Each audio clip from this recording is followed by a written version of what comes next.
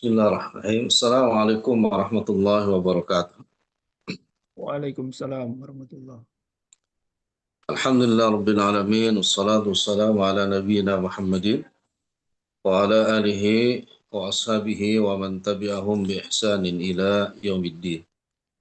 Allahumma inna nas'aluka ilman nafi'a wa rizqan thayyiba wa amalan mutaqabbala. Subhanaka la ilma lana illa ma 'allamtana innaka antal alimul hakim. La haula wala quwata illa billahil aliyil azim.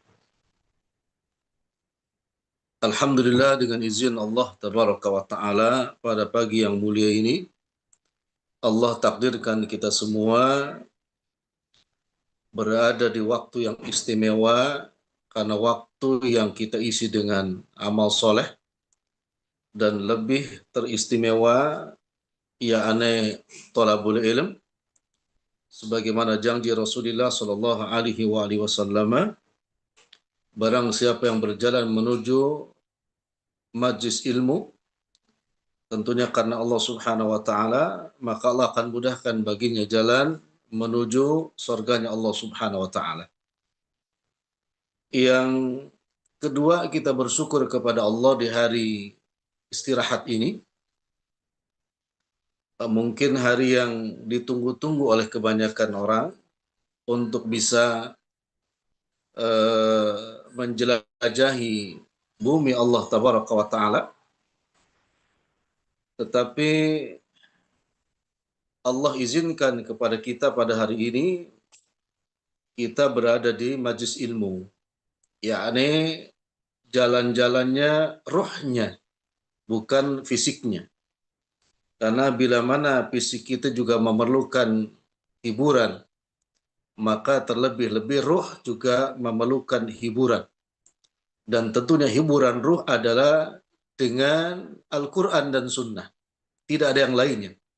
Ya, hiburan ruh adalah Al-Quran dan Sunnah. Maka bila sudah terpenuhi jiwa ini dengan Al-Quran dan Sunnah, maka akan mencukupkan yang lainnya insya Allah tidak diperlukan lagi.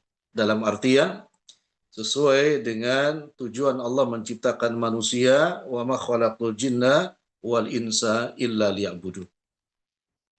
Salawat dan salam senantiasa kita haturkan kepada Nabi yang mulia, Nabi Muhammad Rasulullah sallallahu alaihi wasallam. Tentang gibah. Jadi gibah itu adalah hukum asalnya haram. Hukum asalnya gibah adalah haram.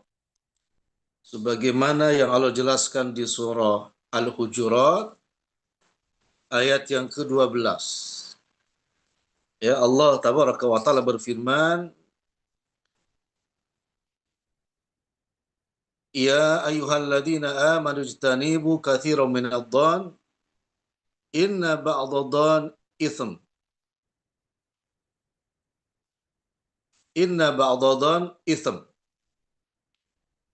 Wala tajassasu wala yaghtab ba'dukum ba'dha. Ayuhibbu ahadukum ayyakula lahma akhi maitan fakaritumu wattaqullah innallaha tawwabur rahim. Allah berseru kepada orang-orang yang beriman, ijtanibu katsiran minadh-dhann. Wahai orang-orang beriman, jauhilah oleh kalian katsiran minadh-dhann, kebanyakan dari prasangka. Jadi sebetulnya sebelum Allah menyebutkan tentang gibah, terlebih dahulu Allah melarang untuk banyak berprasangka. Lalu kemudian Allah katakan, inna ba'dhan itsm. Karena sebagian besar prasangka itu adalah mengandung itsm, mengandung dosa. Baru wala tajassasu, tidak boleh bertajassus. Nah, baru wala yaghtab ba'dukum ba'dha. Tidak boleh ya di antara kalian satu sama lain kemudian saling menggibah. Ya. Jadi ayat ini menunjukkan hukum asal gibah itu adalah haram. Ya. Dan ancaman ini ghibah diancam dengan apinya Allah Subhanahu wa taala. Maka Imam Ad-Dhahabi menyebutkan bila sebuah dosa yang ancamannya adalah nerakanya Allah Subhanahu wa taala, maka dosa tersebut masuk kategori dosa besar. Ada ya? Bila sebuah dosa ancamannya langsung dengan nerakanya Allah Subhanahu wa taala, maka dosa tersebut termasuk dosa besar. Para ulama khilaf, ya dosa besar itu ada di dalam kitab Al-Kabair itu 77 dosa besar. Tetapi para ulama yang lainnya menyebutkan ada 100 sekian dosa besar, ya. Tapi termasuk salah satu di antaranya adalah ghibah itu termasuk dosa besar yang ancamannya adalah nerakanya Allah Subhanahu wa taala. Nah, jamaah sekalian, di ayat ini Allah sampai bertanya, ayuhibbu ahadukum ayyakula lahma akhi maitan fakarihtumu. Allah mengatakan, sukalah kalian atau salah seorang di antara kalian memakan daging bangkai saudaranya. Jadi, ghibah itu kan diomongkan dengan lisan seseorang. Sama halnya seseorang makan itu juga dengan mulutnya. Gitu kan? Maka Allah umpamakan orang yang ghibah itu adalah orang yang memakan. Lalu yang dimakan apa? Karena yang digibah itu adalah sesuatu yang ada di diri orang lain atau saudaranya, ya, yang secara umum yang menggibahnya juga nggak mau diomongkan tentang perkara yang tidak baik di dalam dirinya. Maka Quran menyebutkan itu sama dengan memakan daging bangkai saudaranya. Maka tentunya jawabannya tidak ada yang mau. Ya, ini kan mestinya orang yang beriman kepada Allah Tabaraka wa Ta'ala paham betul tentang ayat ini.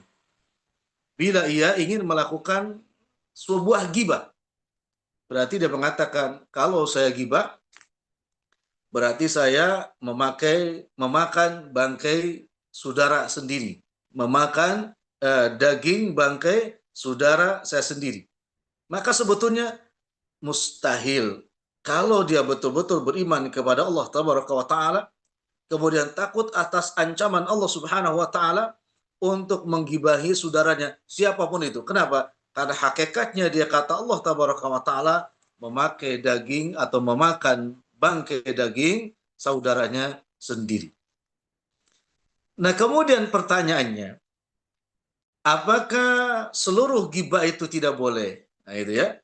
Apakah seluruh ghibah itu tidak boleh? Jawabannya ada 6 ghibah yang dibolehkan di dalam syariat kita. Ya, ada 6 jenis ghibah yang dibolehkan di dalam syariat kita. Imam Asy-Syaukani rahimahullah ta'ala,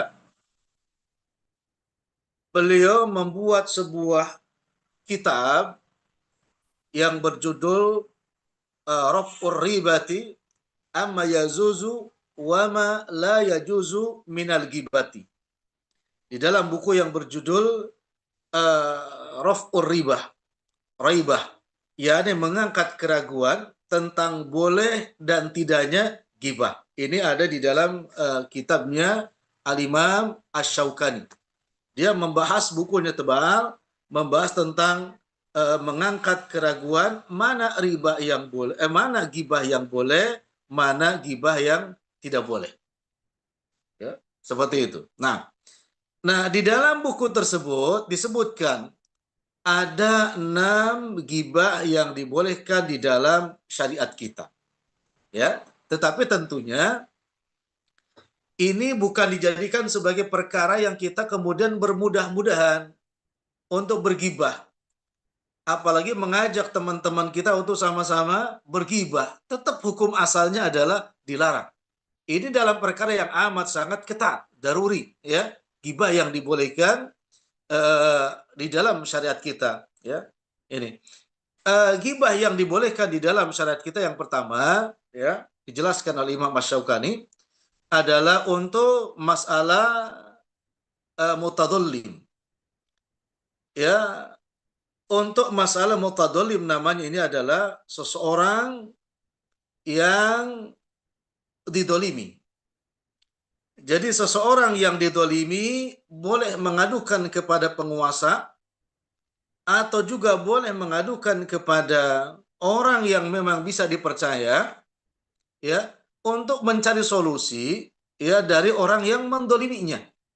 Nah, ini kan tentunya bila seseorang didolimi, ya, akan menyebutkan secara detail siapa orang-orang itu yang mendoliminya. Ya, menyebutkan nama orang yang telah mendolimi kita, ya, di hadapan penguasa atau kepada ulama, ya, untuk memberikan minta nasihat tentang orang yang mendolimi kita, kemudian disebutkan namanya, bahkan mungkin tempatnya, bahkan mungkin rumahnya.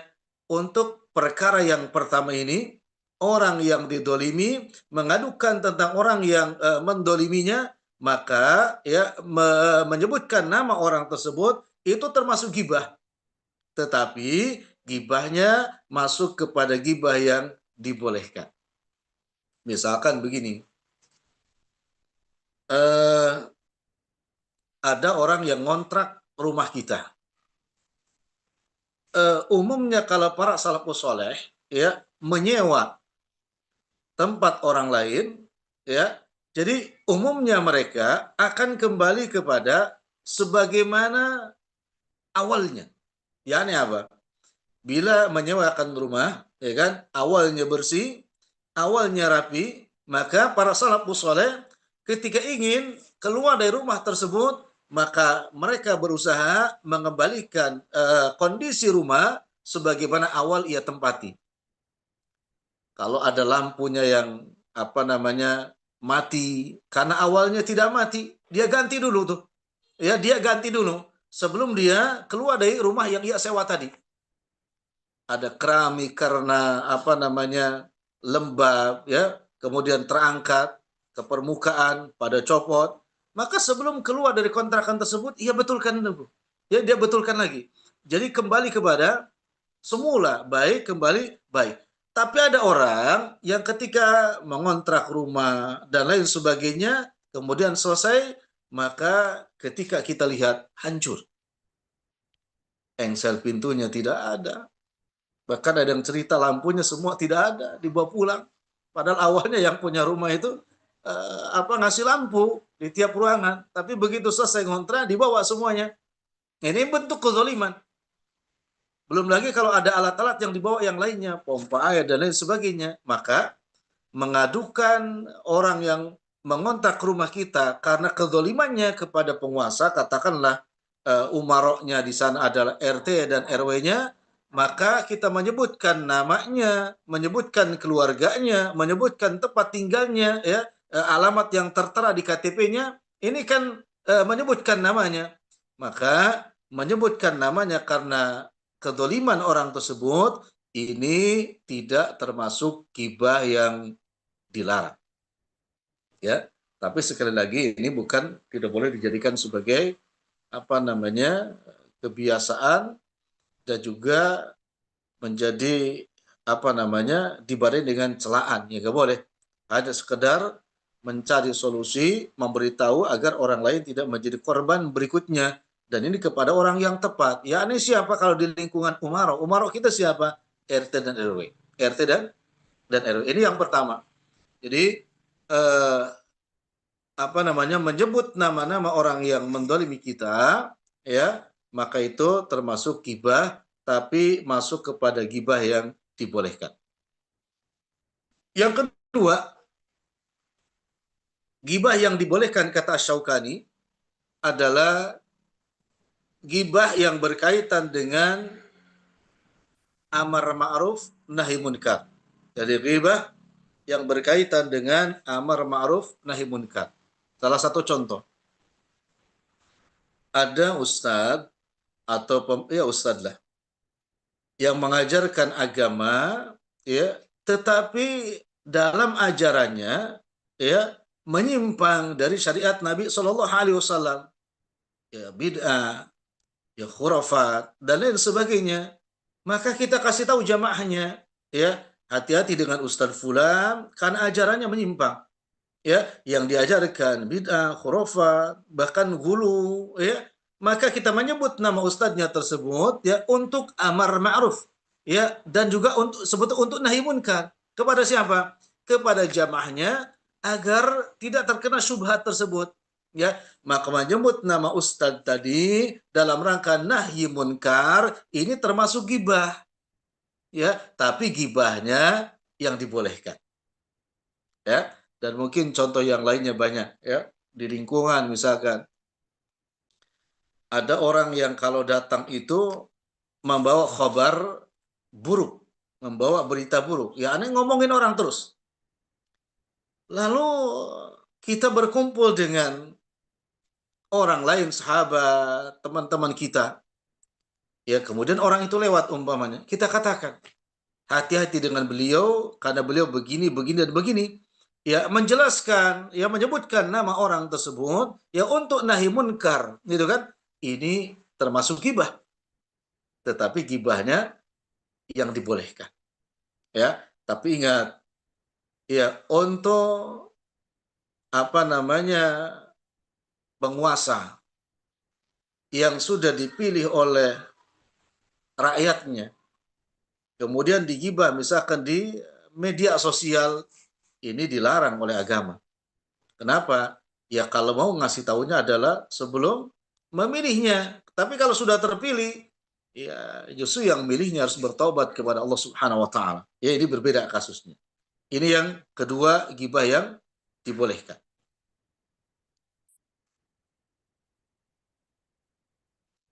Yang ketiga, kata Asy-Syaukani, ghibah yang dibolehkan adalah dalam rangka eh, memberi fatwa, ya, dalam rangka memberi fatwa. Contoh misalkan eh,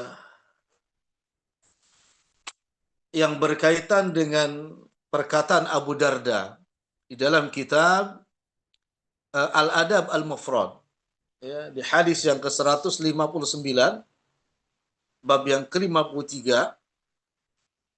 Abu Darda pernah mengatakan apa namanya, beliau berkata kepada halayak orang banyak dengan kalimat annahu kana yaqulu annasu nahnu qad arafna bikum minal batair, ya minal batirati bid dawabi. Lalu kata beliau qad arafna khiyarukum min syirarikum. Ini Abu Darda keluar, kemudian dia berkata di hadapan orang banyak, kata Abu Darda, nahnu arafna bikum, ya arafna bikum minal bayatir ad-dawabi. Melihat sekelompok manusia, segerombolan manusia, Abu Darda berkata kepada orang yang lainnya, kami, kata Abu Darda, kenal betul kepada kalian, bahkan lebih kenal kami kalau dibandingkan, lebih kenal aku, kata Abu Darda, bahkan bila dibandingkan dengan dokter hewan terhadap hewannya itu. Kepada kan dokter hewan pasiennya hewan, ya kepada hewannya itu. Ini Abu Darda menjelaskan kejelekan sebuah kaum, ya kepada orang banyak. Kepada orang banyak. Kenapa? Ada orang yang bertanya tentang perilaku kaum tersebut. Maka orang itu kan meminta fatwa kepada Abu Darda, dan Abu Darda katakan, ya qad arafna khiyarukum min syirarikum, bahwa aku, kata Abu Darda, sungguh amat sangat mengenal mereka itu. Mana mereka itu yang baik di antara mereka dan juga mana yang paling buruk di antara mereka. Ini menunjukkan bila diminta fatwa, ya, kemudian kita menjelaskan tentang orang itu buruk, ya kan, dengan tujuan supaya orang tidak terjerumus, ya, menghindari keburukannya, ya, ini termasuk gibah, ya, karena ngomongin orang, ya, tetapi gibahnya adalah gibah yang dibolehkan, ya, dan banyak contoh seperti ini. Atau misalkan seorang anak, itu kan, seorang anak eh, meminta fatwa kepada mufti, ya, kepada hakim tentang keburukan saudaranya atau keburukan saudaranya dalam masalah warisan dan lain sebagainya. Lalu si anak ini juga misalkan menceritakan ketidakadilan ayahnya kepada mufti atau kepada hakim, maka hal demikian menceritakan saudaranya, menceritakan ayahandanya, maka ini namanya gibah yang dibolehkan. Mungkin ini terjadi di dalam apa namanya kumpulan-kumpulan orang hari ini tentang hal demikian, dan mungkin juga dalam majlis-majlis ilmu juga kadang terjadi. Bahkan mungkin dalam grup-grup yang ada di majlis ilmu ada orang-orang ya seperti ini, ya. Kemudian kita minta nasihat, minta solusi kepada siapa? Kepada admin. Ini di grup kita ada orang seperti ini, ya. Latar belakangnya, perilakunya dan lain sebagainya, ya kan? Bagaimana solusinya? Menyebutkan namanya kepada admin ya dalam rangka mencari solusi yang terbaik, yakni terbaik menurut agama, ya. Maka menyebutkan namanya, ya, bahkan menyebutkan apa namanya sifatnya, ini termasuk gibah, tapi gibah yang dibolehkan. Ini yang ketiga. Jadi gibah yang dibolehkan adalah gibah dalam rangka meminta fatwa. Kemudian yang keempat, gibah yang dibolehkan menurut Al-Imam Asy-Syaukani adalah gibah untuk memperingati kaum muslimin dari suatu keburukan atau menasihati mereka, ya, memperingati kaum muslimin dari suatu keburukan atau menasihati mereka. Begini, jamaah sekalian. Dan ini termasuk juga, ya, ini dibolehkan berdasarkan konsensus para ulama, ya. Bahkan bisa jadi ini hukumnya wajib, ya. Contoh gini, ada saudara kita, ya, yang mau membeli kendaraan atau rumah, ya, dengan cara taksit, yakni dengan cara kredit, ya. Kemudian, ya, kan orangnya datang misalkan atau dikenal karena tetangganya atau sahabatnya. Lalu kemudian kita nasihati, kredit yang tidak ada kaitannya dengan riba, kita katakan itu boleh. Tetapi yang Anda itu akan Anda lakukan adalah kredit yang memang riba. Ya, riba. Kemudian kan kita menyebutkan orangnya, misalkan karena dia rentenir, gitu kan? Hati-hati dengan orang tersebut. Ya, atau misalkan menyebutkan beberapa orang yang sudah terkena juga, ya kan? Kita satu persatu disebutkan namanya, bahkan orangnya yang biasa meminjamkan dengan riba dan juga rentenir, maka menyebutkan orang-orang eh, pelaku riba dan rentenir tadi, ya, menyebutkan untuk memberikan nasihat saudara kita atau memperingatkan kaum muslimin, maka itu termasuk gibah yang dibolehkan dalam agama. Kalau kita mau apa namanya sedikit melihat fakta hari ini, ya, waliyadzubillah, sangat banyak, apalagi yang berkaitan dengan utang piutang, la haula wala quwata illa billah, ya. Kalau mungkin pernah baca di medsos itu, apa namanya, lebih galakan orang yang menagih hutang daripada orang yang berhutang. Ini kan bentuk-bentuk kezaliman, ya, bentuk-bentuk kezaliman. Kalau kita memperingatkan kaum muslimin, ya, ketemu dengan fulan yang memang perilakunya seperti itu, kita sebutkan namanya dengan detail, ini termasuk ghibah, tapi ghibahnya yang dibolehkan. Tapi tetap tidak boleh menyebutkan namanya dibarengi dengan kebencian. Hanya sekedar ngasih tahu kaum muslimin agar tidak berinteraksi dengan orang tersebut, gitu ya. Karena ini bahaya. Nah, menyebutkan namanya, menyebutkan alamatnya, bahkan mungkin menyebutkan nomor rumahnya, itu termasuk ghibah yang dibolehkan. Tapi sekali lagi tidak boleh diikuti dengan apa? Caci maki, dan juga tidak boleh diikuti dengan kebencian. Ya, karena tugas kita hanya memberikan nasihat kepada kaum muslimin, ya, agar tidak terjerumus kepada kebencian, kepada keburukan apabila berinteraksi dengan orang tersebut.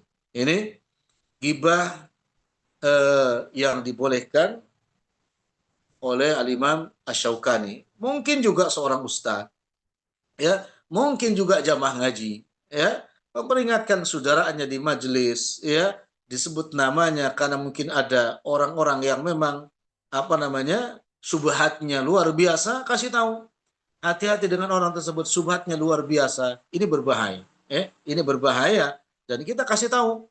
Maka ngomongin orang sampai detail itu, maka hukumnya dibolehkan, ya, itu termasuk ghibah, tapi ghibah yang dibolehkan.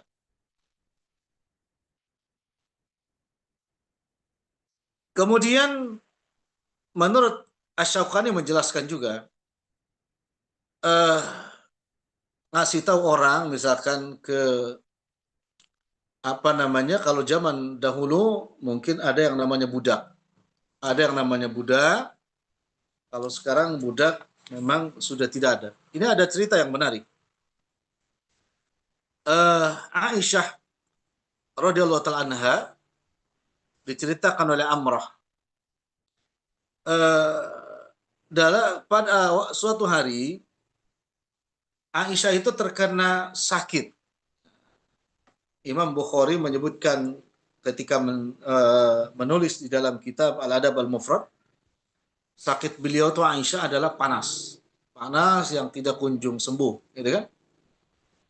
Eh, Lalu kemudian ponakan-ponakan beliau mendatangi seseorang yang berada di Hindi, di daerah India. Wakilah dalam satu riwayat Imam Bukhari menyebutkan Afrika, ya. Dia katakan dalam hadisnya, pasala banu akhiha tabiban minaz zuhti.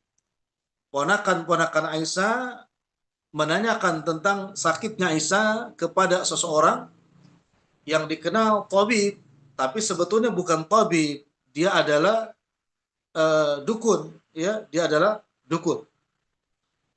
Kemudian si tabib ini mengatakan, faqala innakum tukhbiruni an imra'atin mashuratin. Kalian bertanya kepadaku tentang seorang perempuan yang terkena sihir. Yang dimaksud oleh si dukun adalah Aisyah. Itu sahih, ya. Jadi Nabi juga pernah terkena sihir oleh pembantunya sendiri. Aisyah juga terkena sihir oleh pembantu sendiri. Kalau Nabi oleh pembantu laki-laki, kalau Aisyah oleh pembantu perempuan. Ya, oleh pembantu perempuan. Nah, lalu kemudian si ponakan-ponakannya itu menjelaskan, ya, mengabarkan kepada Aisyah bahwa sakitnya Anda itu adalah ada yang nyihir, dan yang menyihir adalah pembantunya sendiri. Gitu. Nah, lalu kemudian Aisyah langsung bertanya kepada pembantunya, ya, kata Aisyah, ya, Sakhartini, kata Aisyah, apakah benar kamu telah menyihir aku? Lalu pembantunya itu mengatakan, nah, benar, aku telah menyihirnya. Nah, Aisyah, jamaah sekalian, setelah bertanya dan mengatakan, walima, kenapa anti menyihirku? Pembantunya mengatakan, ya, agar engkau mati, dan kalau engkau mati aku merdeka, bebas dari seorang budak, gitu. Nah, Aisyah itu menjelaskan kepada sahabat Rasulullah Shallallahu Alaihi Wasallam untuk menjualnya dengan harga yang paling murah dan dijual kepada orang yang paling buruk dari kalangan Badui Arab. Nah, Aisyah menjelaskan sifat pembantunya, Aisyah menjelaskan nama pembantunya dalam rangka adalah untuk memperingatkan kaum muslimin, ya, tidak supaya tidak membeli budak tersebut, ya, supaya tidak membeli budak tersebut. Bahkan Aisyah mengatakan kepada sahabatnya, jual budak ini, ya, ke Arab Baduy yang paling buruk akhlaknya. Kata Imam Bukhari dalam syarahnya, ini adalah balasan keburukan bagi pembantunya itu, yakni dijual kepada orang Baduy pedalaman yang paling buruk juga akhlaknya. Tetapi poinnya adalah Aisyah menjelaskan tentang sifat budak tersebut, akhlak budak tersebut, bahkan di hadis dikatakan Aisyah mendoakan budak tersebut untuk tidak sukses abada selama-lamanya. Ini faedah yang luar biasa, ya. Kalau kita lihat di sini sebetulnya afwan, ya. Jadi ada pembantu kalau bahasa sekarang itu yang apa bahasanya, ya, kurang ajar terhadap majikannya. Sehingga kalimat walimah itu menunjukkan Aisyah ini orang thayyibah, orang baik. Kenapa pembantunya melakukan seperti itu?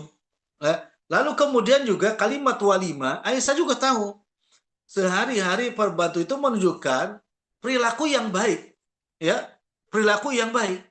Tetapi ternyata di balik itu dia ternyata jahat, ya, sampai menyihir Aisyah biar Aisyah itu mati. Kemudian ia ingin merdeka, sehingga Aisyah ngasih tahu sahabat-sahabat yang lainnya tentang namanya dan lain sebagainya, dan endingnya Aisyah, ya, minta dijual budak tersebut kepada Baduy, orang pedalaman Arab yang juga yang disyaratkan oleh Aisyah, ya, untuk orang seperti ini disebutkan nama pembantunya itu, ya, sebagai balasannya tidak ada lain kecuali dijual kepada orang Arab atau Baduy Arab yang paling buruk akhlaknya. Ini, ya, gibah di situ untuk memperingatkan kaum muslimin yang atas keburukannya, boleh bahkan dibalas dengan mendoakannya. Itu bila menimpa kita sendiri, waliyadzubillah, ya. Karena Aisyah mendoakan keburukan kepada orang yang telah mendoliminya dengan dia mengatakan semoga tidak sukses selama-lamanya. Itu dibolehkan. Ya, dalilnya bisa dilihat surah Asy-Syura ayat ke-40. Allah tabaraka wa taala berfirman, wa jazaa'us sayyi'atin sayyi'atun mithluha. Ya, balasan keburukan adalah keburukan yang setimpal. Itu boleh bebas bagi orang yang telah didolimi, itu mau dimaafkan tafadhol, tidak pun nggak ada masalah, ya. Bahkan Aisyah mendoakan keburukannya, walaupun Allah tabaraka wa taala menyebutkan di situ, wa man afa wa aslaha fa ajru 'ala Allah. Barang siapa yang memaafkannya kemudian berbuat islah, maka dia semata-mata berharap pahala kepada Allah, itu pun dibolehkan. Maka hati-hati dengan sifat dolim, ya, termasuk gibah itu adalah kedoliman, termasuk gibah itu adalah kedoliman, ya, kecuali tadi gibah yang memang dibolehkan oleh agama. Ini gibah yang boleh yang keempat, ya. Baik, kemudian gibah yang dibolehkan oleh menurut Asy-Syaukani yang kelima adalah orang-orang atau orang yang terang-terangan melakukan perbuatan dosa atau perbuatan bid'ah. Perbuatan dosa atau perbuatan bid'ah. Kita ngasih tahu, kita apa namanya, menyebut nama orang tersebut pezina, apa namanya, pelaku bid'ah, pelaku syubhat, kita sebutkan namanya di hadapan orang-orang, ya kan, di hadapan teman kita, saudara kita misalkan, ini dibolehkan, ya, ini dibolehkan. Kenapa? Karena orang tersebut sekali lagi sudah terang-terangan melakukan perbuatan dosa dan bid'ah, boleh kita kasih tahu. Untuk apa? Supaya saudara kita berhati-hati. Hati-hati dia pelaku bid'ah. Hati-hati dia adalah orang yang terang-terangan melakukan kemaksiatan. Bahkan waliyadzubillah. Ini mungkin hanya apa ya? sesuatu yang memang terjadi di muka bumi ini, tapi ini kebiasaan yang buruk. Kalau di Sunda itu ada apa namanya kosakata cunihin, ya, ada laki-laki yang cunihin, ya, kepada ya tentunya ibu-ibu, mau siapapun yang lewat dia pegang, siapapun yang lewat dia colek. Nah, bila ibu-ibu tahu ada orang seperti itu terang-terangan gitu kan, tahu betul dengan apa namanya mata kepala sendiri, ngasih tahu sama ibu-ibu yang lainnya, hati-hati sama bapak itu disebut namanya, maka itu gibah. Tapi gibah yang dibolehkan. Kenapa? Karena dia sudah melakukan secara terang-terangan. Ini gibah yang kelima, ya, gibah yang kelima yang dibolehkan di dalam syariat kita.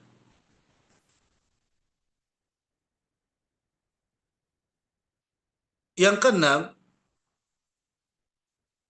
ghibah yang dibolehkan menurut Al-Imam Asy-Syaukani adalah ketika seorang menyebutkan ciri tertentu. Ya, ketika seseorang menyebutkan ciri tertentu, ya, untuk memberikan apa petunjuk. Misalkan dia bertanya, menanyakan alamat rumahnya, menanyakan kondisinya, atau hanya untuk mengingat. Kemudian kita katakan, oh si fulan itu yang pendek, oh si fulan itu yang eh, pesek hidungnya, oh si fulan itu yang botak kepalanya. Nah, menyebutkan nama orang tersebut dengan cirinya itu, tidak semua tubuhnya, seluruh tubuhnya, dengan salah satu cirinya, itu juga gibah. Kenapa dikatakan gibah? Karena bukan di hadapan orangnya. Gitu.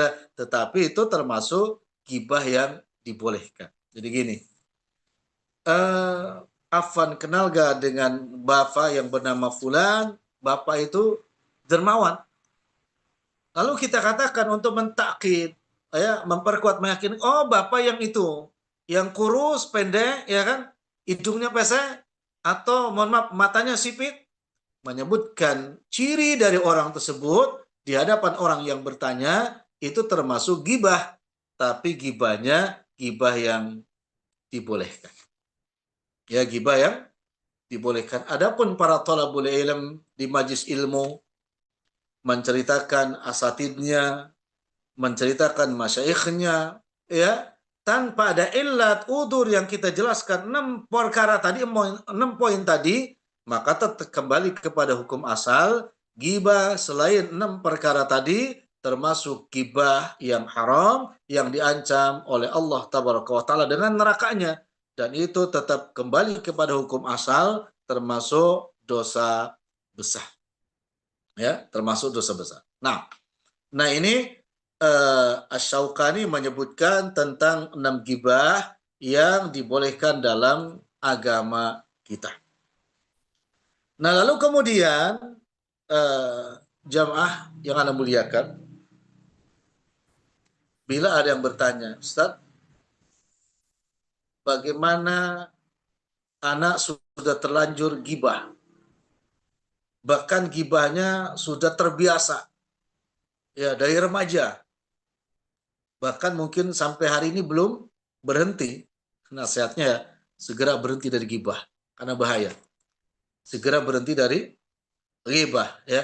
Adapun taubatnya ghibah, ya, kata Syekh Ibnu Utsaimin, ya, taubat untuk ghibah itu para ulama berbeda pendapat, ya.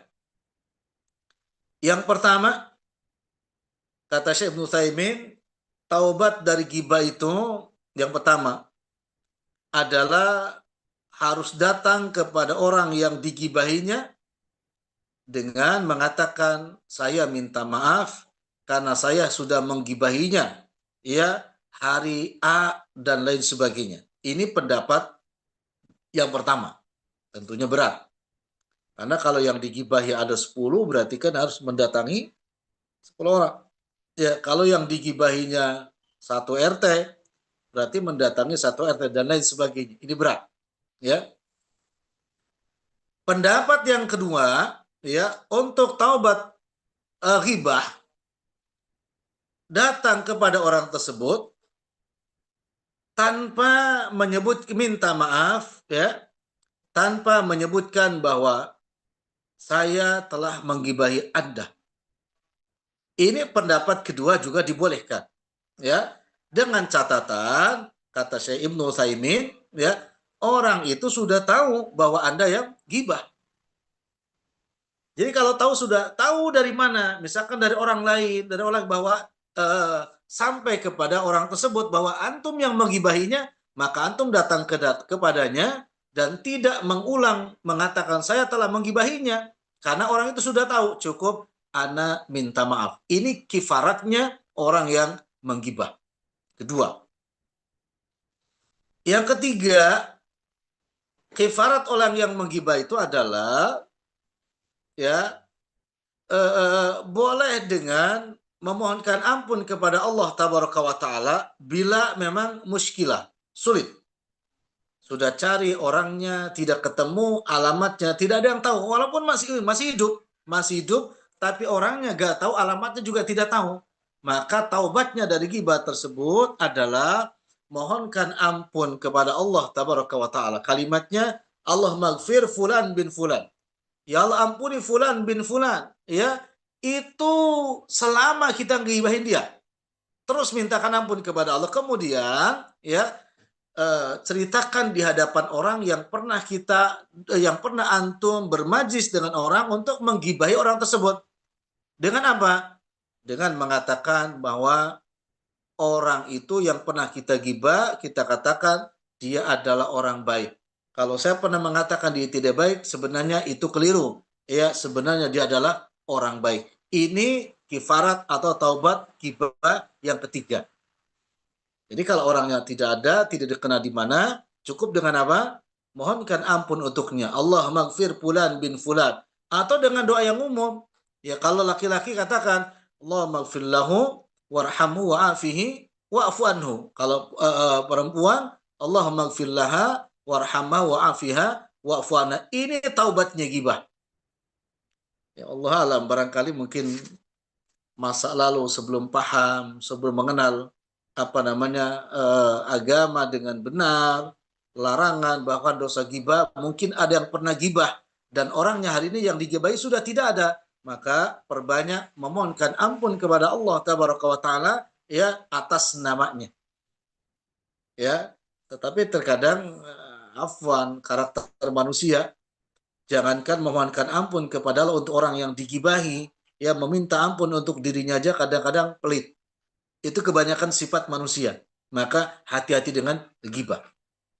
Nah, yang keempat, sepakat para ulama, ajma'al ulama, konsensus para ulama, bila orang yang kita gibahi sudah tidak ada wafat, maka kembali kepada yang ketiga tadi, yakni mohonkan ampun sebanyak-banyaknya kepada Allah atas namanya, kemudian sebutlah di hadapan orang banyak kebaikan orang tersebut. Ini kenapa mesti bertaubat dari ghibah? Karena bila kita tidak bertaubat dari ghibah, kemudian kita meninggal dunia, maka ini adalah alamat, ya, sengsara dan mendapatkan siksa yang dahsyat besok di akhirat. Ya, bagaimana tidak? Amal kita bisa diambil oleh orang yang digibahi, bahkan bisa kebalik. Orang yang menggibahi masuk surga, masuk neraka, orang yang digibahi bisa saja masuk surga. Karena seringnya apa? Sering digibahi. Jadi hati-hati dengan apa? Dengan gibah. Ini cara taubat dari ghibah. Yang ketiga, bagaimana agar bisa menghindari ghibah? Ya, bagaimana agar bisa menghindari ghibah? Kata para ulama, ya, satu, agar kita bisa menghindari ghibah adalah harus sadar betul bahwa setiap ucapan kita, ya, dicatat oleh malaikatnya Allah Tabaraka wa Ta'ala. Ini Allah jelaskan di surah Qaf ayat ke-18. Ma yalfidu min qawlin illa ladaihi raqibun atid. Ya, Tidak ada satu perkataan pun, satu ucapan pun yang kita ucapkan, baik ataupun buruk, melainkan ucapan tersebut dicatat oleh malaikatnya Allah Tabaraka wa Ta'ala. Ini harus kita pahami. Sehingga Nabi katakan, orang Islam yang sempurna Islamnya, kata Rasulullah Sallallahu Alaihi Wasallam adalah ya mereka yang meninggalkan perkara yang tidak bermanfaat. Ya, kata Nabi, min husni islamil mar'i tarkuhu ma la ya'ni. Termasuk ciri Islam seseorang itu benar, sempurna Islam seseorang adalah meninggalkan perkara-perkara yang tidak bermanfaat. Yang tidak bermanfaat ditinggalkan, apalagi yang berdosa. Maka insya Allah dengan paham itu, ya, tidak akan bermudah-mudahan untuk ghibah. Ya, tidak akan bermudah-mudahan untuk ghibah. Walaupun untuk ghibah yang dibolehkan. Itu yang pertama. Dalil yang kedua, bisa kita lihat di surah Al-Isra ayat 36. Allah Tabaraka wa Ta'ala berfirman, "Wala taqfu ma laisa laka bi'ilm. Inna sama," ini sama, yakni pendengaran. Wal basar, kemudian penglihatan. Wal fuad, hati kita. Kulun ulaika kana anhu mas'ula. Ini harus dipahami betul. Sesungguhnya pendengaran, penglihatan, hati yang sering muncul dhon, prasangka yang buruk, semua itu tiga komponen ini ya bil khusus kelak di yaumul qiyamah akan diminta pertanggungjawabannya oleh Allah Subhanahu wa taala. Ya, jamaah sekalian, kalau kita membaca An-Nihayah wal Bidayah Al-Imam Ibnu Katsir rahimahullah, manusia kelak berdiri di padang mahsyarnya Allah Tabaraka wa Ta'ala selama 50.000 tahun. Ya, berdiri di padang mahsyarnya Allah Tabaraka wa Ta'ala selama 50.000 tahun. Sementara umur kita, kata Nabi Sallallahu Alaihi Wasallam, umur umat Nabi Muhammad Alaihi Wasallam, a'maru ummati ma baina sittin ila sab'in wa aqalluhum may yajuzu dalik. Kata Nabi Alaihi Wasallam, rata-rata umur umatku, kata beliau, antara sittin 60 ila sabin sampai 70 tahun. Wa aqallu ma yajuzu dalik, kata Nabi sallallahu alaihi wasallam, umatku itu yang umurnya 70 atau lebih daripada 70 itu hanya sedikit. Bayangin, umur 70, bahkan kalau umur 100 ya berdiri di mahsyar aja 50.000 tahun. Ya, bila kita termasuk orang yang bermudah-mudahan melakukan dosa, maka ini harus dipahami betul. Bersabar, bersabar, ya, dan tahan untuk melakukan perkara yang berkaitan dengan dosa dan kemaksiatan. Agar apa? Agar beban kita ringan besok di akhirat, agar hisab kita juga besok ringan di akhirat. Kenapa? Karena perjalanan kita adalah perjalanan yang tidak ada hentinya. Jadi kalau dikatakan bicara tentang negeri akhirat adalah pembicaraan yang tidak ada ujungnya, tidak ada habisnya. Tapi berbicara tentang dunia adalah pembicaraan adalah yang ada ujungnya dan ada habisnya. Sekarang kan orang bilang, kalau bicara dunia tuh nggak ada habisnya. Iya, keliru. Justru bicara dunia tuh ada habisnya. Kenapa? Allah Tabaraka wa Ta'ala berfirman, kullu man 'alaiha fan wa yabqa wajhu rabbika dzul jalali wal ikram. Semua yang ada di muka bumi ini ada fan, akan hancur, binasa, kecuali hanya satu zat, Allah Tabaraka wa Ta'ala. Berarti kalau berbicara dunia adalah pembicaraan yang ada batasnya. Tapi kalau berbicara tentang akhirat adalah pembicaraan yang tidak ada batasnya. Satu. Kedua, pun kalau berbicara tentang kehidupan dunia adalah kehidupan yang ada batasnya. Tapi kalau berbicara tentang kehidupan akhirat adalah kehidupan yang tidak ada batasnya. Gitu, maka hati-hati dengan ghibah. Ya, hisabnya panjang, adabnya berat bila tidak bertaubat sebelum meninggal dunia. Jamaah sekalian yang Anda muliakan. Kemudian ada hadis Nabi yang masyhur. Ya, hadis Nabi alaihi salatu wasallam yang masyhur. Kata Nabi sallallahu, "Aktsaru ma yudkhilun nas an-nara al-ajwafan, al-fam wal farj. Kata Nabi alaihissalam, yang paling banyak menyebabkan manusia masuk neraka itu adalah dua komponen. Satu adalah al-fam, ini mulut, lisan kita. Ini paling banyak menyebabkan seseorang masuk neraka. Yakni dengan ghibah itu. Iya, yang kedua baru al-farj, kemaluan. Ya, maka bila kita memahami dalil-dalil Al-Qur'an, ya tadi surah Qaf dan juga surah Al-Isra, juga dalil dari sunnah Nabi alaihi salatu wassalam, maka sekali lagi setiap kita tidak akan bermudah-mudahan untuk berburuk sangka dan tidak akan bermudah-mudahan untuk apa? Bergibah, ria, wal iyadzubillah. Gibah yang diperbolehkan sudah Anda bahas, kemudian taubat dari gibah sudah Anda bahas, kemudian cara bagaimana agar tidak bermudah-mudahan gibah juga sudah Anda bahas. Semoga Allah tabaraka wa taala menjaga lisan kita menjadi lisan yang apabila berbicara adalah nasihat, dan apabila tidak bisa berbicara diam. Kalau tidak bisa memberikan nasihat, diam, dengarkan saja nasihat, karena konsekuensinya amat sangat berat besok di akhirat. Semoga bila kita termasuk orang-orang yang pernah gibah, segeralah bertaubat kepada Allah ya dengan taubatan nasuha. Moga-moga ya sebelum diwafatkan oleh Allah tabaraka wa taala diampuni dosa-dosa kita semua, bil khusus dosa gibah itu ya. Wallahu taala alam bisawab. Tafadhal Ustaz.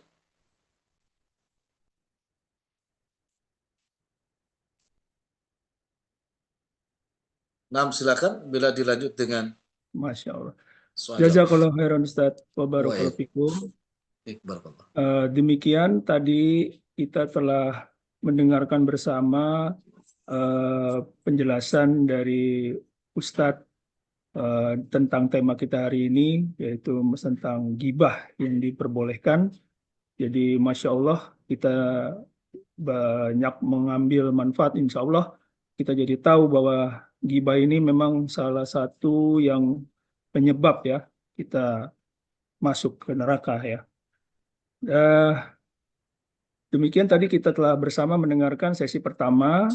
Selanjutnya kita masuk ke sesi kedua. Kami mengundang para sahabat untuk bisa bertanya kepada Ustadz langsung dengan menekan tombol raise hand atau menulis pertanyaan di kolom chat.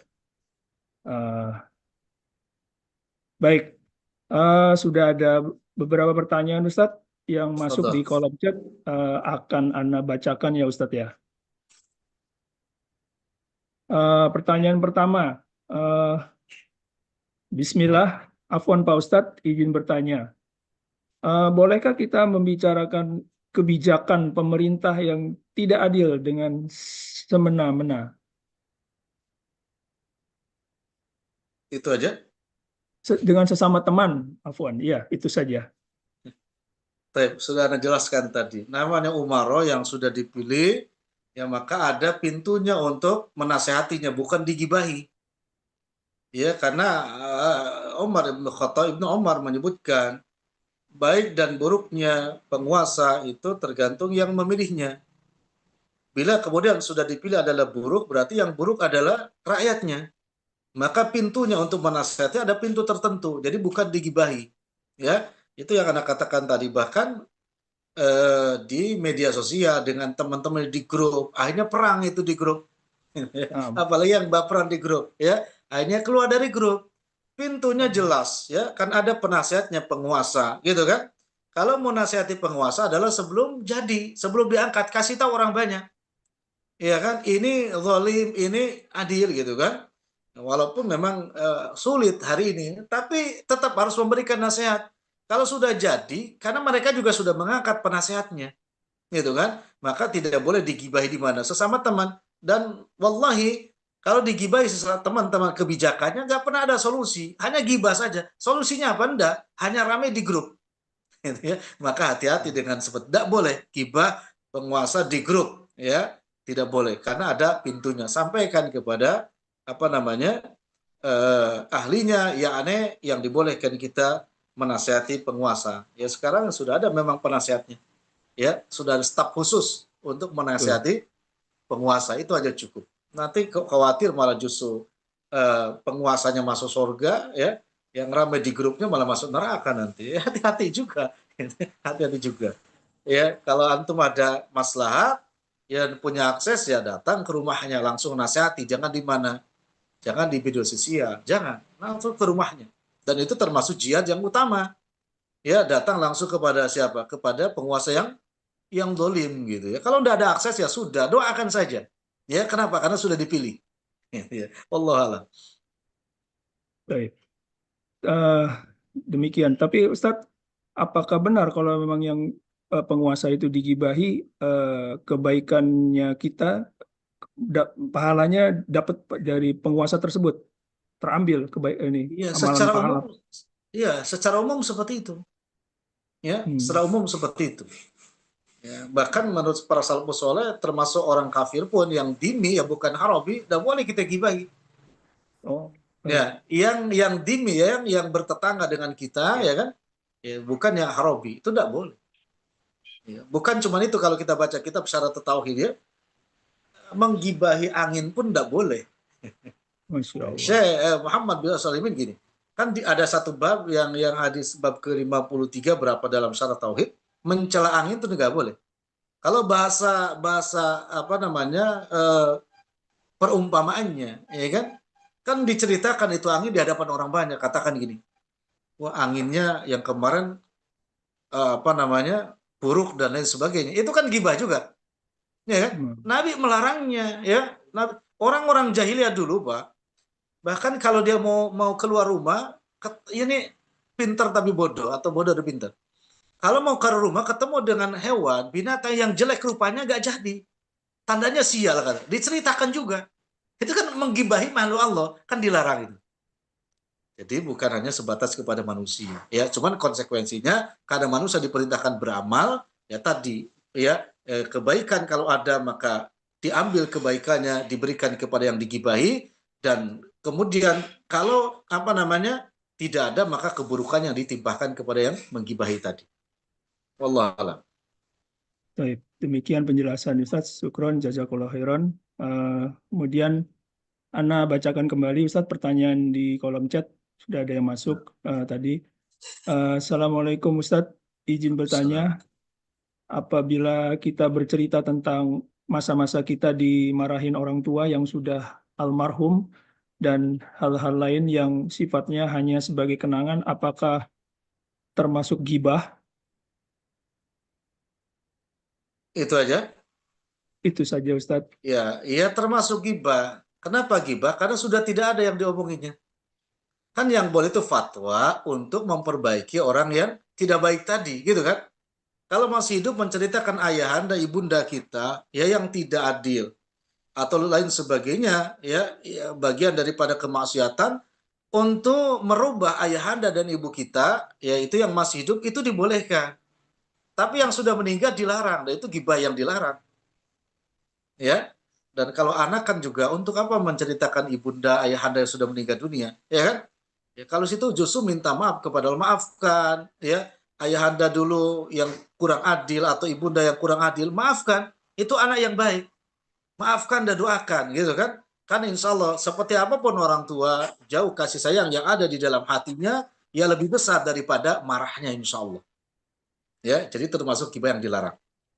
Karena tidak ada maslahatnya. Ya, Allah alam. Baik. Demikian penjelasannya. Jazakallah khairan Ustadz. Eh, Tadi Aki Farid ada resen. Apakah ingin kembali bertanya langsung, Aki Farid? Taib, Taib. Oke. Assalamualaikum, Ustadz. Nanya Assalamualaikum. sedikit ini terkait dengan apa ilmu agama, ilmu syar'i yang memang mungkin di generasi di atas kita itu aksesnya masih sangat terbatas, khususnya mengenai gibah ini. Bagaimana? Apakah ada dalilnya kita memintakan maaf memintakan ampun kepada Allah apabila ada orang tua atau family atau teman yang sudah mendahului kita, dan kita mohonkan ampun kepada Allah untuk gibah yang memang dilakukan yang kita dengar sendiri. Mungkin seperti itu, Ustadz. Jazakallah Baik. khairan. Salam. Ustaz. Ya, Nabi alaihissalam bersabda, ya, kafaratul manik tabahu ayyastaghfirullahu. Kifaratnya penembus dosa untuk orang yang engkau gibahi, kata Nabi, adalah engkau memohonkan ampun kepada Allah Subhanahu wa taala. Itu dalilnya. Jadi mintakan ampun kepada Allah tabaraka wa taala. Kemudian bagaimana bagi orang-orang tua yang telah lalu, misalkan mereka juga menggibah. Misalkan kita mungkin menggibah, ya kita mohonkan ampun kepada Allah untuk orang tua kita, dan mohonkan ampun kepada Allah untuk orang-orang yang mungkin digibahi oleh kedua orang tua kita. Ya, itu caranya, karena dalilnya dengan cara memohonkan ampun kepada Allah Subhanahu wa taala. Maka sebetulnya Pak Haji Barid, kita itu kalau melihat hadis Nabi alaihissalam, kata Nabi bahwa beliau beristighfar kepada Allah dalam sehari itu lebih daripada 70, bahkan aktar min sab'ina maratan, lebih daripada 70 kali, dan beliau tidak ada dosanya. Nah, kita itu memang harus banyak istighfar untuk diri kita, yang punya istri juga juga kita mohon ampun atas mungkin ketidakadilan dan lain untuk istri kita dan sebagainya, termasuk untuk kedua orang tua kita. Adapun di luar itu yang kita tidak tahu, maka kita serahkan kepada Allah tabaraka wa taala, gitu. Wallahu a'lam. Baik. Jazakallah khairan. Demikian tadi penjelasan dari Ustadz. Mudah-mudahan bisa dipahami oleh Aki Farid sebagai penanya terakhir. Selanjutnya kami masih menunggu pertanyaan bagi para sahabat yang ingin bertanya, bisa menuliskan pertanyaan di kolom chat.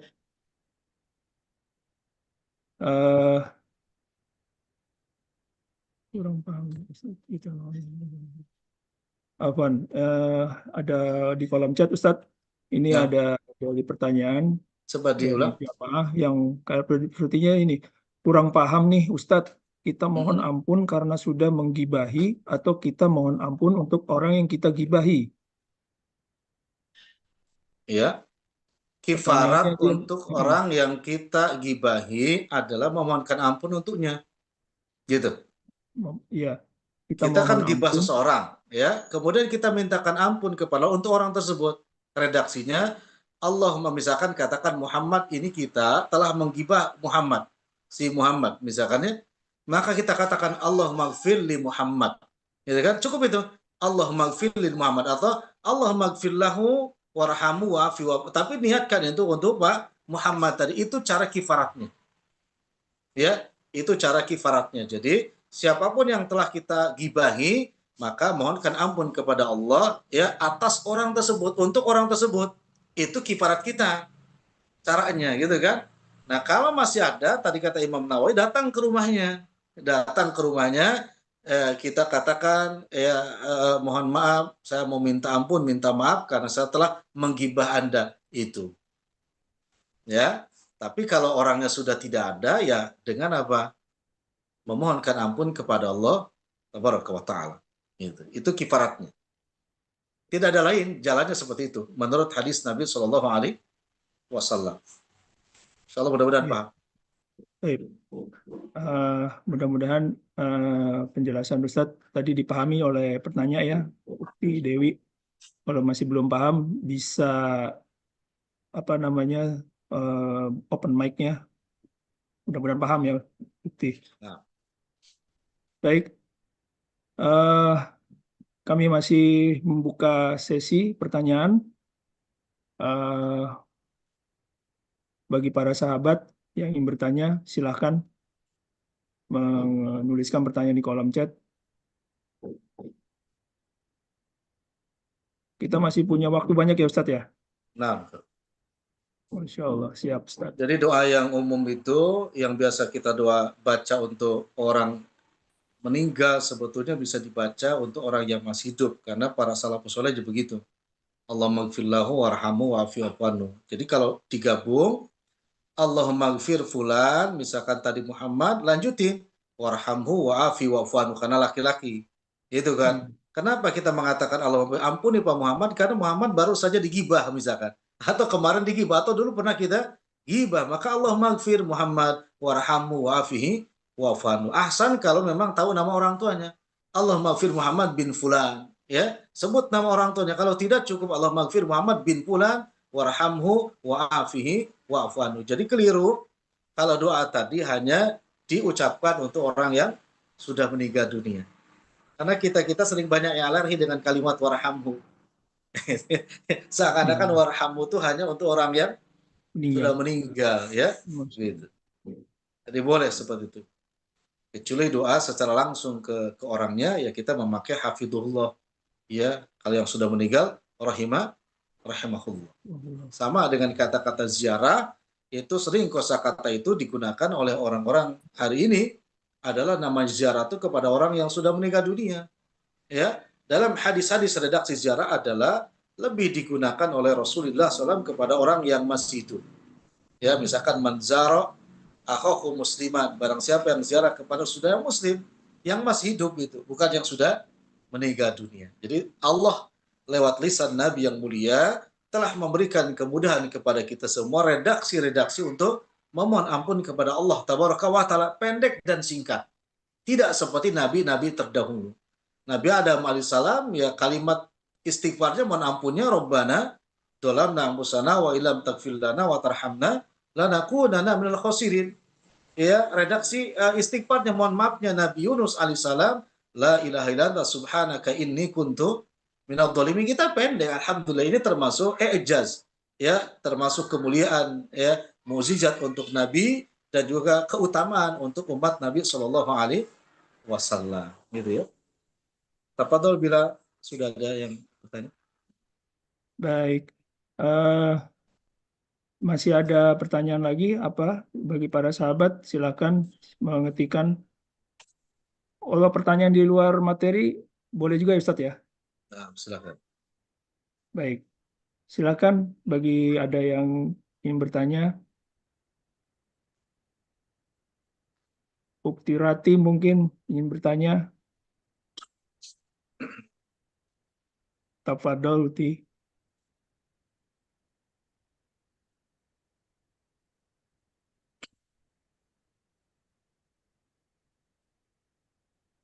Atau bisa menekan tombol raise hand.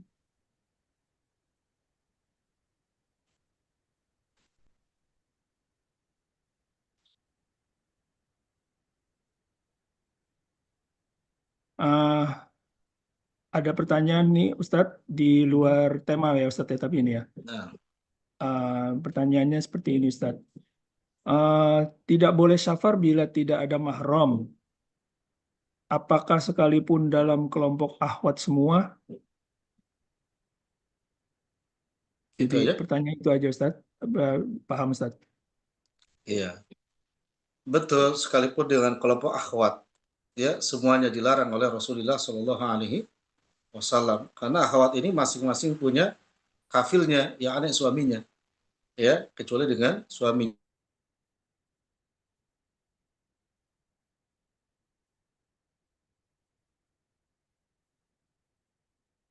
Afwan.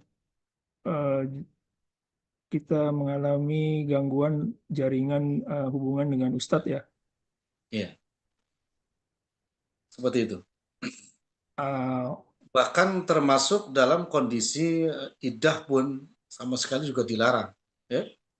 Nah, misalkan safar ini bukan hanya berkaitan akhwat ini dengan apa namanya suaminya, mahramnya, tapi juga dengan dalam kondisi iddah gitu. Kecuali yang tadi daruri untuk mengurus surat warisan atau yang lainnya, hal-hal itu dibolehkan.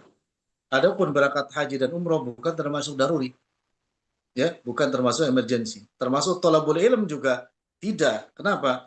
Karena di kalangan para sahabiyah masyhur, para sahabiyah pernah mengusulkan kepada Rasulullah SAW, kata para sahabiyah, para laki-laki itu sering mendapatkan ilmu dari engkau ya Rasulullah. Ya, kapan ada luang waktu datang ke rumahku? Justru para sahabiah mengundang Nabi ya untuk datang ke rumah para sahabiah mengajarkan ilmu.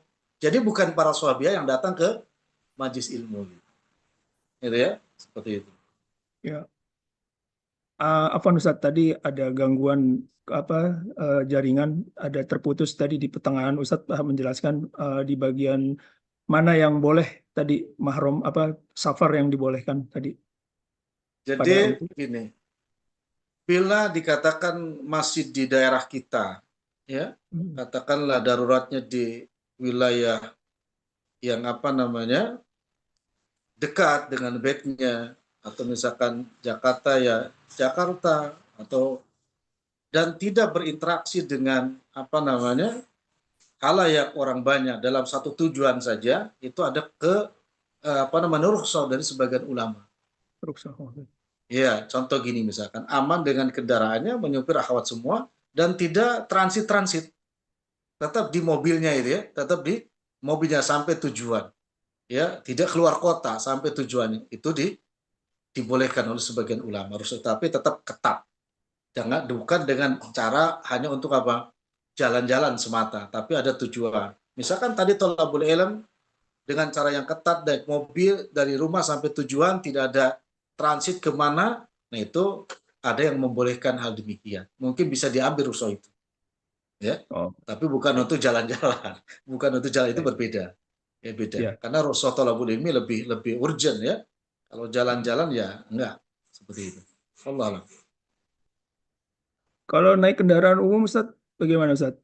Enggak bisa. Nggak bisa juga? Enggak bisa. Hatta dia komunitas perempuan semua. Karena ini sudah lain. Ini sudah umum namanya. Dia membawa mobil pribadi bersama komunitas dan tidak transit. Rumah dari bed ke tujuan. Katakanlah ke majelis taklim atau tujuan ngaji di rumah teman kita, itu dibolehkan. Ya, itu dibolehkan. Jadi rukhsah saja itu. Hanya rukhsah saja. Jadi karena ada ibu-ibu yang ngaji itu, anak pernah punya jamaah, karena mungkin hobi, ya. Ngajinya di mana, kemudian dia berangkat ke Lampung dulu, beli durian, kemudian datang ke tempat ngaji. Nah, itu nggak begitu, karena tujuan dari rumahnya ke tempat ngaji, bukan ke Lampung cari durian, kemudian ngaji lagi. Ya Ustadz, tapi perjalanannya kan sebentar, singkat. Ya Nabi tidak mengatakan singkatnya. Ya, masalahnya adalah dia berjalan keluar di halayak orang banyak, para laki-laki kumpul juga banyak, itu adalah fitnah. Itu yang menjadi masalah. Gitu ya. Allah alam. Baik. Demikian jazakallahu khairan Ustadz. Demikian tadi penjelasan dari Ustadz. Semoga bisa dipahami oleh kita semua ya, khususnya bagi Pak penanya ya, Ukti Dewi. Baik, para sahabat, apakah ada yang mau bertanya kembali? Kami persilakan. Kita masih punya banyak waktu ya, Ustadz ya. Insya Allah sesuai jadwal di jam 11.30 sih kalau jadwalnya. Apa Dal, sahabat yang ingin bertanya? Boleh di luar topik juga nggak apa-apa. Insya Allah Ustadz, kalau jika bisa menjawab, insya Allah akan menjawabnya.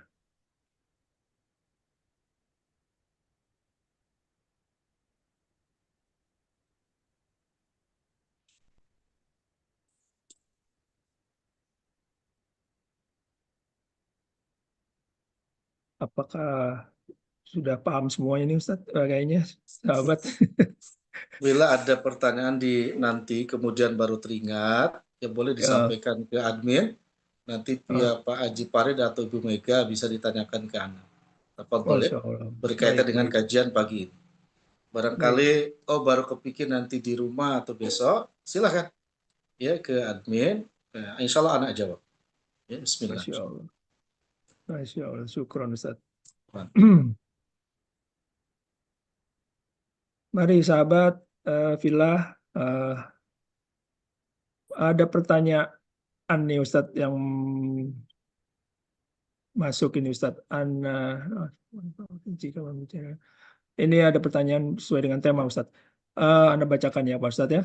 Nah. Afwan Pak Ustadz, jika membicarakan kekurangan orang yang sudah meninggal, tapi maksudnya untuk cari nikmah atau memetik pelajaran, apakah diboleh? Untuk memetik hikmah atau pelajaran. Atau memetik pelajaran dia. Iya, seperti itu boleh, tapi jangan disebutkan namanya. Tidak boleh disebutkan namanya. Contoh misalkan, Ana gini, pernah menguburkan seorang jenazah, ya. Tiba-tiba ketika menguburkan waktu itu ya mungkin 15 tahun yang lalu ya, Ana sakit. Jadi tangan Ana tuh masuk ke apa namanya matanya, pelopak matanya karena sudah hancur ini kepalanya, ya, hancur kepalanya. Kemudian yang Ana rasakan ya hanya apa itu dingin ya, dingin yang luar biasa kayak dari kulkas pada wallahu alam itu. Ya ibrahnya Ana ngambil hikmahnya bahwa kenapa ya bisa seperti itu gitu. Padahal kan pada awalnya si jenazah itu biasa saja. Tapi kok dinginnya seperti dari kulkas gitu di dalam mata. Ya Ana menjelaskan itu di dalam taklim-taklim dan siapapun boleh, tapi jangan disebutkan namanya. Ya, kita ngambil. Misalkan yang ngurus jenazah yang suka memandikan ada celah, melihat ketika memandikan apa, itu boleh dikasih tahu. Misalkan begitu dibuka, ini kan bukan syariat, maksudnya dibuka gak ada masalah. Penutup apa namanya kepala ya. Begitu dibuka ternyata jenazah itu tersenyum gitu kan. Hal itu kan sesuatu yang ahsan, yang baik, diceritakan dan disebut namanya boleh. Tapi kalau ada aibnya, ya kan, ada aibnya walaupun untuk ibrah, tidak boleh disebut namanya. Hanya katakan saya habis menguburkan jenazah, kapan, di mana gitu kan. Tapi ya waliyahdubillah tiba-tiba mukanya terbakar. Ini boleh diceritakan, tapi gak disebut namanya, kecuali kalau itu memang ahlul maksiat. Benar dikenal oleh penguasa siapa ahli maksiat. Kenapa? Menceritakan dengan detil namanya ahli maksiat itu dibolehkan, sebagaimana Allah menceritakan Abu Lahab. Tabbat yada abi lahabim wa tab ma agna anhu maluhu wa makasab. Disebut namanya detil itu boleh. Tapi kalau cuma kita yang tahu dan masyarakat tahunya adalah dia orang baik, tidak boleh diceritakan namanya. Ya, hanya aibnya yang diceritakan tapi namanya tidak boleh diceritakan. Sekali lagi, kalau dikenal dia adalah pezina, pemabuk, rentenir, ahli riba, kemudian ada aibnya ketika mati, boleh diceritakan namanya. Kenapa? Karena sudah dikenal kemaksiatannya. Itu ya. Tapi kalau belum dikenal kemaksiatannya, baru tahu itu, maka cukup dijadikan pelajaran, diceritakan hanya peristiwanya saja tanpa menyebut nama orang tersebut. Gitu ya. Dan itu Anda yakin banyak lah yang punya pengalaman kalau yang pernah mengurus orang yang meninggal dunia. Ya baik itu bau wangi atau justru bau busuk dan lain sebagainya ya. Itu mungkin yang pernah nguburin jenazah 10 atau sekian, itu mungkin ada hal-hal yang mereka tahu tapi mereka kebanyakan tidak mau cerita. Gitu ya. Jadi seperti itu ya. Silakan diceritakan. Kalau dia ahlul maksiat, ya secara umum boleh disebut namanya. Kalau bukan ahlul maksiat secara umum, maka hanya diceritakan apa namanya aibnya saja dan tidak diceritakan apa namanya disebutkan namanya untuk mengambil hikmah dan ibrah. Wallahu a'lam. Assalamualaikum. Syukran Ustaz, jazakallahu khairan. Demikian. Assalamualaikum Ustaz. Waalaikumsalam. Ingin bertanya. Fadol, Aki Trijoko ya mau bertanya, silakan. Ya, kan kita banyak tahu bahwa orang ahli riba itu pada pinjam di bank. Apakah orang-orang yang pinjam uang di bank kita boleh gibahkan kelakuannya, Pak Ustadz? Orang-orang yang pinjam di bank boleh ya. Gibahkan? Karena kan tadi bilang kalau memang dia sudah ahli riba ya, berarti kita ceritakan jelekannya kepada orang lain supaya kita jangan mengambil hikmahnya begitu. Boleh disebutkan namanya kira-kira? Boleh disebutkan namanya. Ya, karena sudah dikenal. Ya. Ya, karena sudah dikenal. Misalkan sebagian teman kita, dia cerita, saya dulu ketika pinjam mobil riba, Ustadz, ya kan? Ada teman kita, 2 tahun habis semua. Kita ceritakan namanya, dia tuh pinjam riba, tuh kan? 2 tahun habis, ya. Dan dia juga mengatakan, waduh ini gara-gara riba. Jadi untuk mengambil ibrah, contoh dan pelajaran untuk orang boleh disebutkan namanya, gitu Pak ya? Karena sudah dikenal orang banyak. Satu lagi nyambung Pak Ustadz, walaupun kesalahannya bukan masalah riba gitu, kelakuan lainnya gitu Pak Ustadz. Ya kalau sudah masyhur, zina, mencuri, suka ngutang tapi gak bayar, itu kasih tahu malah. Kan ada ngutang tapi gak bayar gitu kan. Harus Ya Pak dikasih tahu Ustadz. justru namanya. Ya, gitu Pak. Jadi bukan hanya riba, dosa dan maksiat sudah masuk dikenal orang banyak, boleh. Misalkan ini, orang tuh kan ada sifat orang yang ketemu siapapun ngomongin orang gitu kan. Lalu kita Ya. kasih tahu, hati-hati dengan orang tersebut. Kenapa? Kalau ketemu orang pasti ngomongin orang. Itu justru wajib diceritakan Pak, bukan boleh. Oh, baik, makasih Pak Ustadz. Sama-sama. Demikian tadi Aki Trijoko, penjelasan dari Ustadz. Tanyanya, ada pertanyaan di kolom chat lagi Pak Ustadz, Ya. Anda bacakan. Kalau membicarakan tentang kekurangan mayit, tapi perjalanan mayit tersebut dari kondisi buruk, lalu hijrah jadi orang baik dalam perjalanan hidupnya. Bolehkah Pak Ustadz? Boleh, itu boleh seperti itu, ya. Karena ada hikmah jelas ya, keburukannya kemudian menjadi baik. Tadi kan justru menceritakan orang yang buruk itu demi kemaslahatan, artinya biar menjadi baik. Itu boleh. Jelas seperti itu ya. Bahkan ini yang harus diceritakan. Contoh misalkan kita mengenal ulama besar, Fudail bin Iyad. Fudail bin Iyad malah dia cerita, semua orang menyebut dia dulunya adalah bahasa kitanya begal. Ya kan? Begal kemudian bertaubat kepada menjadi ulama, disebutkan itu. Dulunya begal, kemudian ini kenapa? Karena justru ujungnya yang baik. Itu boleh seperti itu. Baik, syukur. Jazakallahu khairan Ustaz. Mudah-mudahan pertanyaan tadi bisa dipahami oleh bagi penanya. Masih ada waktu, para sahabat yang ingin bertanya, kami persilahkan untuk bertanya kepada Ustadz. Bisa boleh menekan tombol raise hand dulu untuk bertanya langsung, untuk dibukakan open mic-nya. Atau menulis di kolom chat bagi penanya yang masih ingin bertanya. Boleh di luar tema juga boleh. Kami persilahkan. Insya Allah Ustadz akan menjawab jika bisa menjawabnya.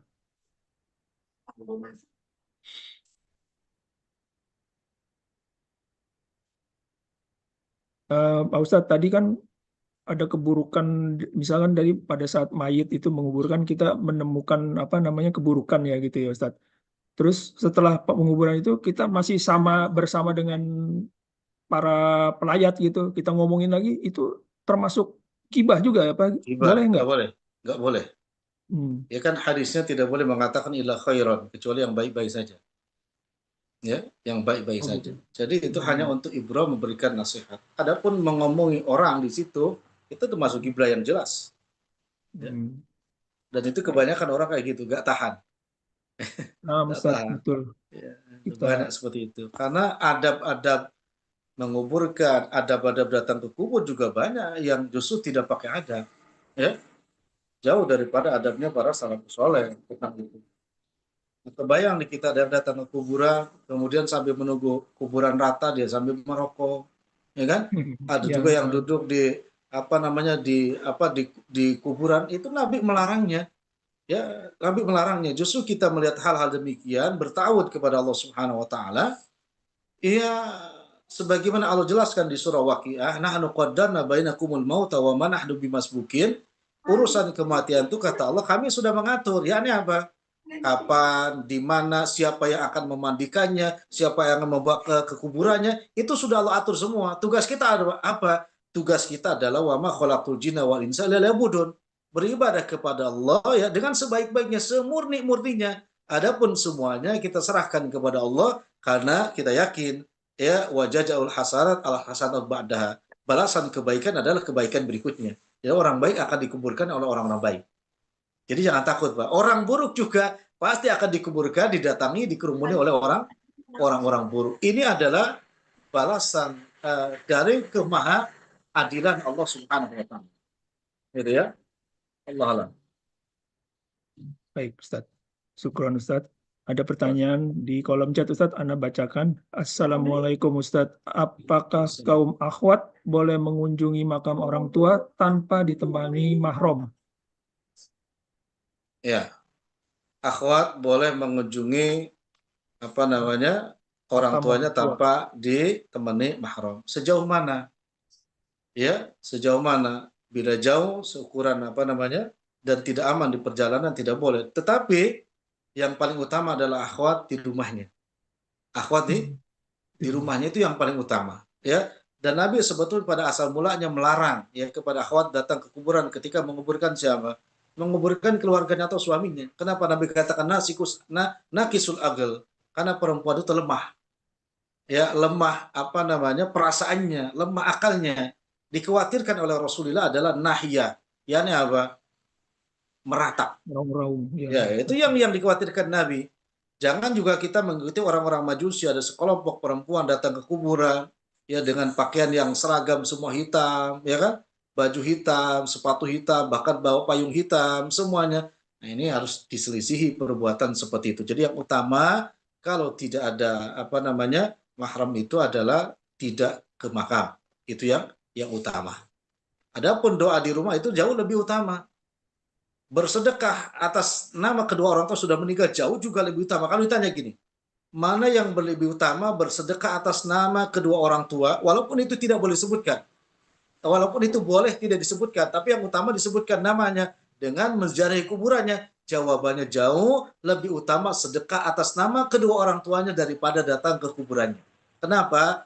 Mungkin baca semua di akhir surah Al-Munafikun itu, sebelum akhir ayatnya, adalah sebagai primadona orang-orang yang sudah meninggal dunia, mereka meminta dikembalikan ke dunia untuk hidup, untuk apa?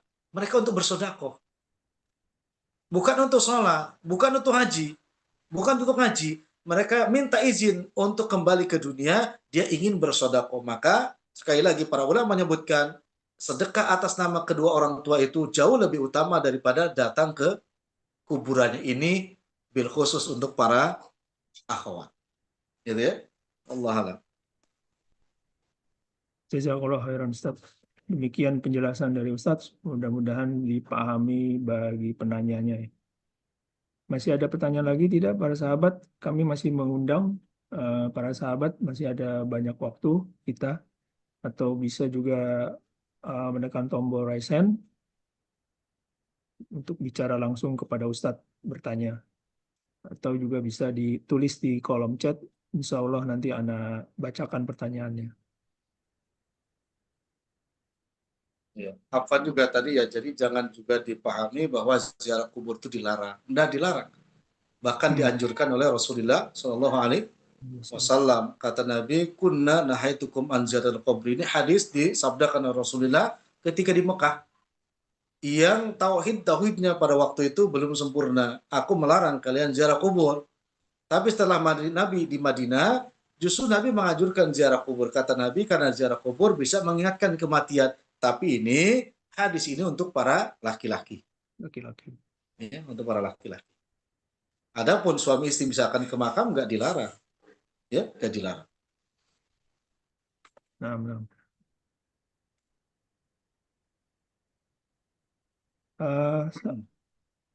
Masih ada waktu para sahabat yang mau bertanya, kami beri kesempatan untuk bisa menulis pertanyaan di kolom chat, atau bisa juga menekan tombol raise hand dan berinteraksi langsung bertanya kepada Ustadz. Boleh dengan pertanyaan di luar tema pada hari ini juga bisa. Insya Allah akan dijawab oleh Ustadz.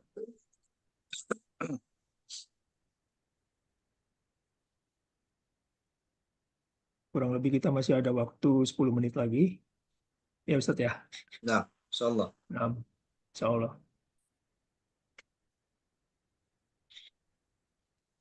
Anda bacakan Ustadz, ada pertanyaan di kolom chat. Assalamualaikum Ustadz, izin bertanya. Baru mengetahui bahwa isbal dan melipat celana adalah dosa. Sedangkan vermak celana memerlukan biaya. Bagaimana solusinya Pak Ustadz? Isbal adalah berdosa. Kemudian permak Perlu apa? biaya. Perlu biaya. Tadi melipat, apa kalau melipat tadi? Dilarang. Melipat ya nggak ditulis sih, Ya. tapi emang melipat nggak boleh ya Ustadz ya. Benar Gini, ya? ya. Di dalam perbuatan dosa yang endingnya adalah menjerumuskan, itu masih ada rukhsah. Tapi kalau dalam asalnya dosa itu tidak ada rukhsah. Contoh gini. Misalkan anak kasih contoh, naik kereta KRL itu, kemudian berkholwat laki-laki dan perempuan, itu jelas dosa. Tapi bila pertanyaannya, Ustadz mana yang lebih ringan? Ya, saya kredit motor dengan cara leasing untuk berangkat ke kantor untuk menghindari kerumun di kereta. Atau, ya kan, tidak kredit motor dengan leasing, tapi tetap berkerumunan di kereta dengan ikhtilat. Maka para ulama menyebutkan, ya riba ini karena asalnya memang sudah haram, tidak boleh. Nah yang kerumun di kereta itu, kalau memang tidak ada uang untuk beli cash, masih dibolehkan. Gitu. Maka tadi isbah dengan melipat apa tadi celana itu karena nggak punya duit, walau alam ini benar apa enggak ya? Nggak kan Masya permak Allah. itu kalau di sini di Ana ya 1 kaki 5.000. Kalau 2 kaki ini 10.000. Kalau jeans celananya ya 1 kaki 15 berarti 30. Ya, Kalau nah, itu Ustadz. udur tidak bisa beli itu maka dilipat ini masih ringan, tidak bermasalah. Gitu ya. Jadi karena isbalnya sendiri adalah haram. Ya sementara melipat itu adalah termasuk perkara yang memang tidak ada asalnya, dalam artian ya dia tidak menghilangkan isbalnya karena dilipat nanti juga apa ada isbal lagi gitu. Karena hukum asalnya itu celana itu kan panjang, tapi lebih ringan isbal daripada apa tadi? Lebih ringan dia apa dilipat daripada isbal karena isbal hukum asalnya adalah haram bila memang tidak ada uang untuk permak tadi. Nah, Ustadz. Emang kita tuh luar biasa ya. Di tempat Ana 10.000 Ustadz yang Lu ya, keliling. ya 10.000 artinya kan keliling. artinya alhamdulillah kalau punya istri yang bisa jahit itu kan beruntung. Jahit kayak Iya. Rasulullah tuh pakai manual gitu kan. Manual tuh yang Um, penting kan bisa dipakai dulu itu kan ahsan lah artinya kalau mau dengan agama itu bisa semuanya. Karena agama tuh yusro, tidak usro. Syariat agama tuh semuanya mudah, tidak memudahkan. sulit. Nah, Ya kalau seandainya tadi nggak punya ya dilipat tuh lebih ringan lah daripada dibandingkan isbal. Karena hukum asal isbal adalah haram. nah, nah, nah. Tapi bagus juga pertanyaan ini. Ya, nah, Ustadz. Jazakallah khairan Ustadz. Demikian tadi penjelasan dari Ustadz. Mudah-mudahan bisa dipaham bagi penanya dan bagi kita semuanya untuk menambah ilmu. Oh ya Ustadz, kalau baju juga nggak boleh dipanjang, nggak boleh dilipat ya Ustadz ya? Iya, enggak boleh. Ya cukupkan. Hmm. Maka pakai baju itu lengannya cukup. Kecuali dalam kondisi darurat. Darurat itu karena kita berada di kondisi yang sangat dingin secara tiba-tiba ada cuaca, kemudian kita Nah, tidak bawa jaket dan kita beli tempat dan jaketnya memang nggak ada ukurannya. Model kodarullah model anak itu kan M itu nggak bisa, kalau cari L juga harus dipotong. Nah kondisi seperti itu masih boleh memakai baju yang dipanjangkan, ya kan? Karena memang kondisinya berbeda, ya seperti itu. oh, bukan kondisi pada saat sholat aja ya berarti ya? Kenapa? Bukan dalam kondisi saat sholat saja itu nggak Iya, boleh. bukan kondisi isbal itu di semuanya karena disebut pakaian, tidak ditentukan dalam sholat saja. No. Gitu ya. Tidak, karena menyerupai orang-orang terdahulu dengan isbal itu mereka adalah berlaku kiber, sombong, membanggakan diri. Gitu ya. Tapi Uh, sekarang Masya Allah ya banyak, mohon maaf, kalangan-kalangan anak-anak milenial sekarang justru milih celananya cingkrang-cingkrang. ya, nah, Ustaz, Iya kan? belakangan Bahkan ini kelihatannya bagus itu dia kaos celana di atas mata kaki pakai sepatu malah cakep juga tuh. Michael Jackson, Walaupun Ustaz. nah yang ketika ingin modern aja tidak isbal. Nah, Atau mungkin para pemain pencak silat zaman dahulu orang Sunda itu kan di atas mata kaki semua. Gitu. Ya semoga ini kan bukan masalah logika tapi ini agama. Karena agama bukan logika. nah, benar Ustaz. Ya kalau udah ada ya cukup lah, kurang 4 menit tidak ada masalah. Kurang 4 menit lagi Ustadz. Iya Ustadz. Demikian ya. Berarti kita melihat waktu juga dan sepertinya juga dari para sahabat tidak ada lagi pertanyaan.